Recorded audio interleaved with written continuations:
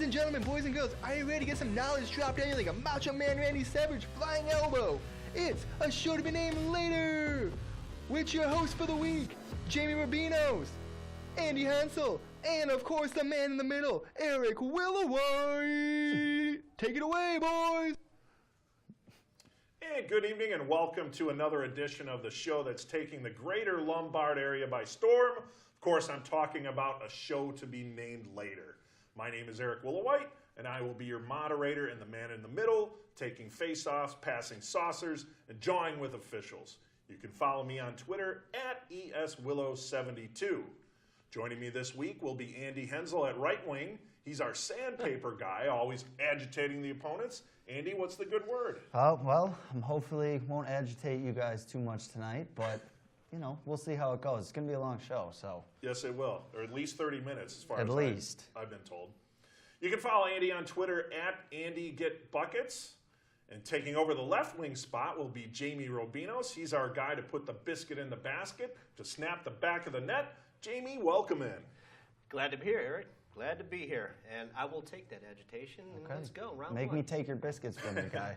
And you can follow Jamie on Twitter at iconic with a Q _ENT_IL. Well, we have an action-packed show in store for you this evening. In case you have been in a coma and haven't heard, the Bears pulled off a trade of epic proportions, acquiring Khalil Mack from the Oakland Raiders. We will break that down for you. College football kicked off in earnest this past weekend, and we'll take a look back at some of the games and teams of note, including the battle in South Bend between Notre Dame and Michigan. And the trade of Khalil Mack to the Bears got the boys and I thinking of other big-time trades in Chicago sports history. We'll go around the horn with all 5 major sports teams. Sorry, not sorry, Chicago Fire fans. Your team didn't make the cut. Ouch. But first, the Chicago Bears shocked and shook up the NFL world this weekend when it was reported that they had acquired pass rush extraordinaire Khalil Mack from the Oakland Raiders. The cost was steep. The Bears gave up to the Raiders 2 first-round draft picks, their 2019 and 2020 first-rounders, along with their 3rd-round pick in 2020 and a 6th-round pick in 2019. The Bears also received back from the Raiders a 2nd-round pick in 2020, along with a conditional 5th-round pick. And if that wasn't enough, the Bears rolled out the checkbook, signing Mack to a 6-year contract extension worth $141 million, including $90 million guaranteed and a $60 million signing bonus. Let's hear what John Gruden and Matt Nagy had to say about Khalil Mack. All right, it looks like we have that video ready. Gentlemen, the first thing I have to ask is, did the Bears give up too much in this trade? Jamie, let's start with you. Eric, honest opinion, no. I don't feel that the Bears gave up a lot for this trade. Granted, it was a lot of first-round draft picks in the span of 2 years. But when you have the opportunity to sign an elite player, all-defensive player in Khalil Mack, it's an offer that you can't pass. So no, I don't feel that they gave up a lot. Andy, what are your thoughts on that? See, I'm kind of between both. I think they gave up a lot, clearly. Anytime you give up 2 first-round picks in any sport, in any year, any trade, that's a lot to give up. 2 first-round picks is always going to be a lot. But I also can look at it from the way that, what have we seen the Bears do with their first-round picks as of late? They haven't really hit on most of them. And injuries happen and stuff like that happens. Obviously, there's other factors. But if I was to basically bet and put my money on if the Bears kept these 2 draft picks, would they draft someone of the caliber of Khalil Mack? And I can't say that they probably would. They did get a 3rd-round or a 2nd-round draft pick back, which is going to help them. They'll still have some draft picks. But as far as the player they got, I think it was more than what they needed as far as able to get him. So now, who says that those 2 first-round picks will pan out? I mean, there's really no guarantee on draft picks. And that's why I like that they took those picks and they got rid of those picks to bring in someone that they know can do something at an elite level in the NFL. And there's not a lot of guys at any position who can do something as well as he rushes the passer at any position. So Well, and the fact that with the future picks, Ryan Pace or whoever's going to be in the office, I hope he stays based on his performance as of late, he can manipulate the draft to try to reacquire a first-round pick. Yeah. So it's not like we're really losing anything. On paper, yes. It sounds like we're losing a lot. Well, you got a great player you're bringing in Khalil Mack, of course. Well, let's move on to the question that everyone really wants to know is, does the acquisition of Khalil Mack put the Bears in playoff contention? We got about less than a minute to talk about that. Andy, what do you say? I'm going to still say no. It's a good signing, but they do have other holes that still need to be filled, and they're very thin, so injuries will happen. So I'm going to have to say no, sadly. And Jamie? I'm going to have to disagree. Even before the Mack trade, I felt that they were going to have a breakout year. Okay. 11-5, guys. 11-5. Wow. But with Khalil Mack, that actually solidifies my thought on Bears making the playoffs. Well, whatever happens, this Bears season just got a whole lot more interesting. Yes. When we come back on the show to be named later, college football launched across the country with some big games and big-time matchups already in the books. We'll take a look back at the weekend that was in college football. Don't go anywhere.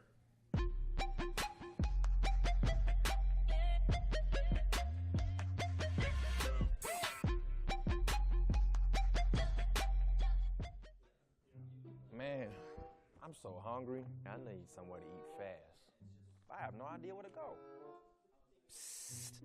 Hola, me llamo El Taco de Taco. You know where to go for the amazing taste that'll have you craving more?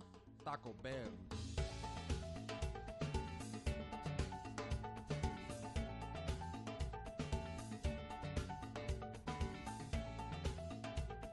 Can I get 20 tacos, please? You got it.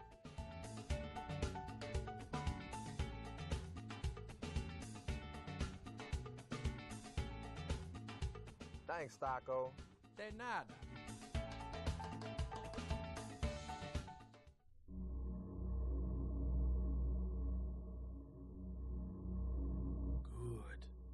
Good.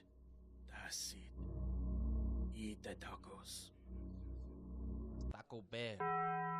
Throughout the 1960s, 70s, and 80s, Judy Finelli established herself as a masterful juggler and performer, making appearances everywhere from Carnegie Hall to Sesame Street. With her loving heart, she has brought warm smiles to children everywhere she has performed. She even started the San Francisco School for the Circus Arts, but shortly after, she was diagnosed with multiple sclerosis, and by 2004, she was completely paralyzed. In celebration of her accomplishments and to fight the illness that had crippled Judy, a group of students from the San Francisco Clown College have compiled the perfect holiday present for those who want to laugh and to help those struggling with the illness. The goal has been set at $1 million raised, with 100% of any dollar made to be donated to the Judy Finelli Fund, which is helping find a cure to multiple sclerosis. Visit www.circuscenter.org to make a donation or to purchase a framed Naked Clown photo or the full Naked Clown 12-month calendar. Remember, 100% of every dollar is donated and goes to fighting MS. Man, are you still working out? It's like 1,000 degrees. Intense heat is nothing. To get an intense workout, you gotta be intense. Our friend here is getting an intense workout with the intense cool of his Hydrotech Cool Breeze shoes, which brings your feet a cooling sensation that is the best on the market today. Can only be explained with one word. Intense! Whether you're working out hard or just taking a stroll, these shoes have got your back, or I should say, your feet. Aren't these shoes intense? Maybe a little too intense, but there's no doubt they're cool. Honey, I'm home. What's wrong with you? Where have you been? Fellas, it doesn't have to be this way. Get your boot a bouquet at Emotional Bonding. Let the fine folks at Emotional Bonding throw you a bone and bail you out of the pound. Is she kind of mad? Like this? Or is she really mad? You forgive me? Of course. Thank you, Emotional Bonding. Here at Emotional Bonding, We don't just deliver flowers, we deliver emotions.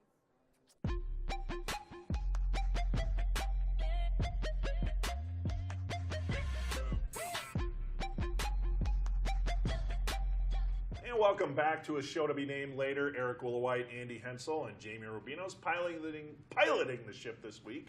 Well, college football got off to a roaring start this week with big games, upsets in the makings, and smackdowns of powerhouse schools. The biggest game of the weekend took place in South Bend, where the Notre Dame Fighting Irish hung on to defeat the Michigan Wolverines 24-17. Jamie, Andy, the Irish are notorious for stubbing their toe early on and having to claw back into the college football playoff conversation.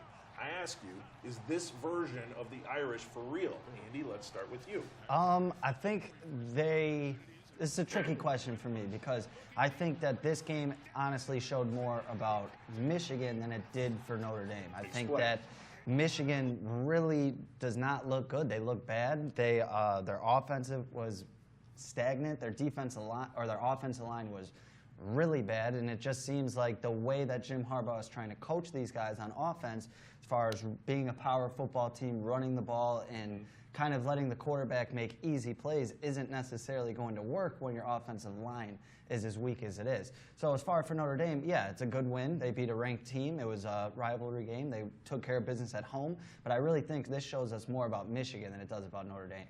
Let's get back to Notre Dame, Jamie. Do you think they have a legitimate shot to be in the playoff Final Four? Honestly, Eric, right now, I would say the answer is no. On paper, it's hard to define a black and white answer, yes or no, just because of their strength of schedule. And obviously, a great win against Michigan, great win at home. But like I said, they have an uphill climb, a very challenging uphill climb. They have to go against Stanford. They have to go against USC at USC. They have to go against Virginia Tech, whom blew out Florida State in Monday night's game. We all saw that game. So right now, clearly, they have an outside shot, but it all is dependent on how they perform against these tough teams. Yeah, I mean, we have a long way to go, but it's a good win on their resume right now. Mm-hmm. Now, as for Michigan, this loss was a gut punch to the Maize and Blue Nation. Coach Jim Harbaugh has been taking a lot of heat for this loss on the big stage. Jamie, is this honeymoon over in Ann Arbor for Harbaugh and the Michigan faithful? Yes, the honeymoon's over, but, and I say but, okay, but the marriage just began. I mean, Harbaugh came in to a Michigan program that averaged, we'll say, 16.3 points per game. And he's definitely changed the culture, of the team. He has, respectively, increased their point margins to 15.3 a game, to 115.9 through the last how many seasons he's been in. So marriage has just begun. So I see things are pointing up for Michigan. All right. Well, another big game took place this weekend as LSU took down Miami 33-17 in the house that Jerry Jones built. This brings us to our new weekly feature, Big Jump or Big Drop, the team that had the biggest rise in the rankings, followed by the team with the biggest drop. So, Andy, who's this week's jump master? It's got to be LSU. Like you were saying, the AP kind of threw LSU in the top 25 poll at the beginning of the week at number 25, and it was almost just, look, you guys are LSU, we know what you guys can do, we're almost going to throw you a bone and throw you in this top 25. So when they're ranked 25, that's not a good sign. But then they come out and they really just destroy Miami. It was 33-3 at half. It really wasn't close. So yeah, LSU is definitely the jump master for this week. And you have a jump master, you got to have the opposite. Jamie, who's our drop master? Our drop master is Miami. There you go. After getting blown out by LSU, I mean, Miami came into the season ranked 8th in AP polls. Yeah. And, they're going against a team, I believe LSU was 25th. Yep. And expectations are high, and they just put a giant goose egg. They really did. So hopefully they can bounce back up. I don't know. But, yeah, Miami's definitely my big drop of the week. And with the new week, there's also new rankings in college football here. I don't know if we have a chance to get up the updated graphics for the rankings. But no big changes. Actually, the really only change was a change of position between Ohio State and Wisconsin. That was like the biggest change in the top 5.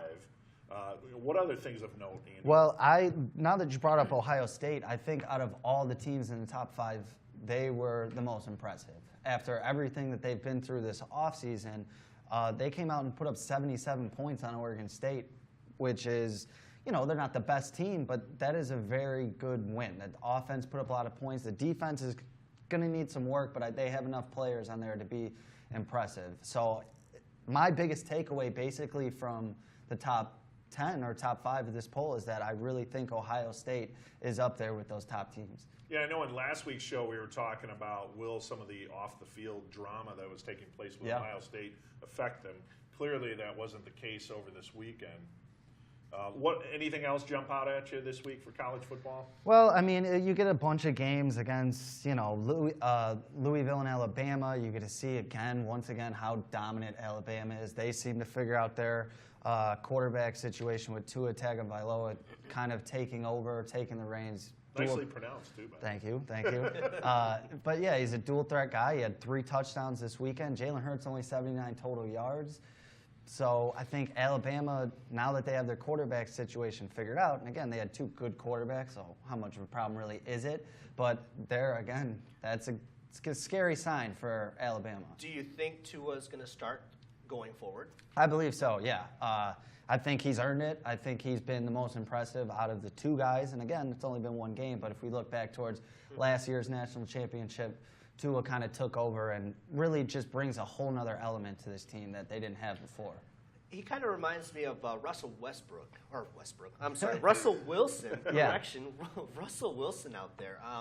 His playmaking abilities are superb. Exactly. Man. Yeah. He can, he can get out of the pocket if there's pressure up in the middle. He can swing to the outside. He can pass the ball with accuracy. So. Yeah. Well, earlier in the show, we talked about Khalil Mack trade, and we decided to put our heads together regarding other big trades from the Chicago sports landscape. That's coming up next on a show to be named later. Stay with us.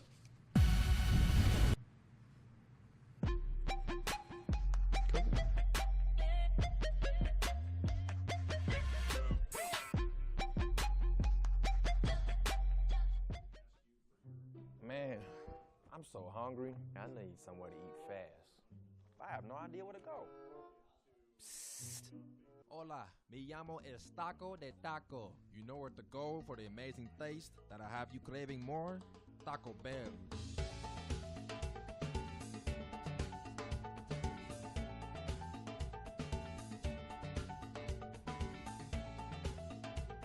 Can I get 20 tacos, please? You got it.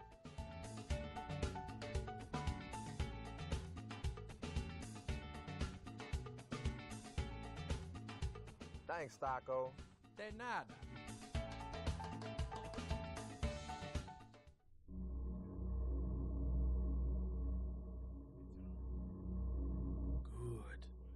Good. That's it. Eat the tacos. Taco Bell. Throughout the 1960s, 70s, and 80s, Judy Finelli established herself as a masterful juggler and performer, making appearances everywhere from Carnegie Hall to Sesame Street. With her loving heart, she has brought warm smiles to children everywhere she has performed. She even started the San Francisco School for the Circus Arts, but shortly after, she was diagnosed with multiple sclerosis, and by 2004, she was completely paralyzed. In celebration of her accomplishments and to fight the illness that had crippled Judy, a group of students from the San Francisco Clown College have compiled the perfect holiday present for those who want to laugh and to help those struggling with the illness. The goal has been set at $1 million raised, with 100% of any dollar made to be donated to the Judy Finelli Fund, which is helping find a cure to multiple sclerosis. Visit www.circuscenter.org to make a donation or to purchase a framed naked clown photo or the full Naked Clown 12-month calendar. Remember, 100% of every dollar is donated and goes to fighting MS. Man, are you still working out? It's like 1,000 degrees. Intense heat is nothing. To get an intense workout, you gotta be intense. Our friend here is getting an intense workout with the intense cool of his Hydrotech Cool Breeze shoes, which brings your feet a cooling sensation that is the best on the market today. Can only be explained with one word.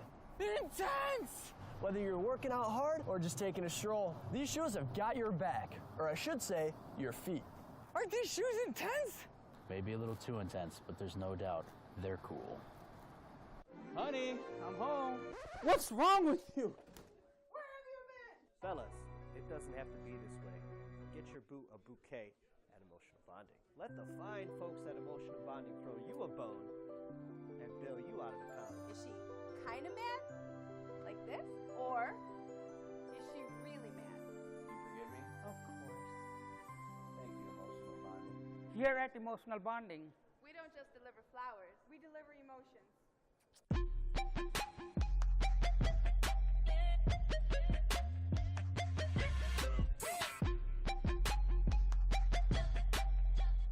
We are back on a show to be named later. Eric Willuweit, Andy Hensel, and Jamie Robinos in the house this week. The Khalil Mack trade made us think of other big trades in Chicago sports history. Andy, let's start with you and the Cubs. Well, I'm going to go kind of negative here. We're going to talk about some of the worst trades for Cubs. In my perspective, I mean, they traded Lou Brock, all-time Cardinal great, to the Cardinals for a guy who led the major leagues in wins in 1960. So wasn't great. Emilio Broglio, another Cubs one, Josh Donaldson, MVP for the Blue Jays. They traded Josh Donaldson to the A's for Rich Harden and Chad Godine. Yeah, Cubs fans. That's unfortunate. Yes, Cubs fans know how that went. Not too great, but that's a guy, MVP, Silver Slugger, 3-time All-Star, and he looked pretty nice on the Cubs right now. You know, I'm not a Cubs fan, but that hurts me. Now, what about on the good side, of course? Well, on the good side, we're going to have to go with Addison Russell. As much as he's been kind of a struggle as of recently, they gave up Jeff Samardzija and Jason Hamill for him, and he was a huge part of their World Series run. So now that's recent vintage. We can probably say Ryan Sandberg and well, Gary Boa for of course. Jesus going back a little bit. I think that when you're talking about a Hall of Famer such as Rhino, you know, that has to be one of the ultimate. That erases the stain of the Lou Brock trade. Exactly, and that's an all-time Cub right there in Ryan Sandberg. Me personally, 2015-16, 2016 more importantly was all-time for me as a Cubs fan. So Addison Russell had a big part of that, and what they gave up to get him, I got to throw that as one of their more successful trades. Let's go to the ice, Jamie. The Blackhawks. What do you think about the Blackhawks and some of the things they've done well and poorly? You know, I'm going to start with the bad first. When the Blackhawks traded Jeremy Roenick, JR, to the Coyotes for Alexei Zamnov, Craig Mills, and a first-round draft pick. Now, you're talking Jeremy Roenick at the time, at the peak of his career. He was 26 at the time. I believe he scored 596 points in 570 games as a Blackhawk. So you're trading off an integral part of your team, in a sense, for, you know, a draft pick, right? You know, and two basically players that were unknown. So yeah, that's a tough one itself. I mean, they've had and they've done worse too. I mean, they've acquired Glenn Hall. That was a great trade for them. Probably one of the better trades, was probably more even-sided, was the Hawks trading Dennis Savard to the Canadiens for Chris Chelios. So I think that was a win-win for both teams. It was. Another downside trade, I think, for the Blackhawks. At one time, they had Phil Esposito, Tony's brother. Yep, exactly. And they traded him away. So that's definitely one that got away. Well, one good thing about what they did as of late, the trade that got Marian Hossa, that brought him here. Yeah. So, not Hossa, I'm sorry, not Marian Hossa. That was free agent signing. He was a free agent signing. It was Patrick Sharp with the Flyers. The sharpshooter trade, that definitely was something that helped catapult the Blackhawks' most recent run, for sure. Which brought him 3 Stanley Cups. That's so, not bad, not bad. I'll take that trade any day of the week. All right, I know the Bulls are near and dear to you. That's where your Twitter handle comes from, Mr. McBuckets. So what can we tell you about the Bulls? Well, I could go on for another half hour talking about all the trades that they have messed up, but just to kind of start, LaMarcus Aldridge for Tyrus Thomas and Victor Curiapa. I mean, come on. We had 19 and a half points, 8 rebounds a game, 5-time All-Star for LaMarcus Aldridge. We all know about Tyrus Thomas, Victor Curiapa. I mean, goes without saying. Victor but Grappa. a trade, exactly. And another bad one, they traded J.R. Smith for Howard Easley, who they waived the very next day. They got 2 draft picks back, but, you know, they continued to waste those. They draft Aaron Gray, Jamison Curry, both out of the league. We know about J.R. Smith. Great players, had a great career, 15 years. So, but one of the good ones that they made, they got Dennis Rodman from the Spurs. They got him for Will Perdue, who was their backup at the time, and we all know what happened after that. They won 3 more championships. So Dennis Rodman, to me, clearly the best trade in Bulls history of all time.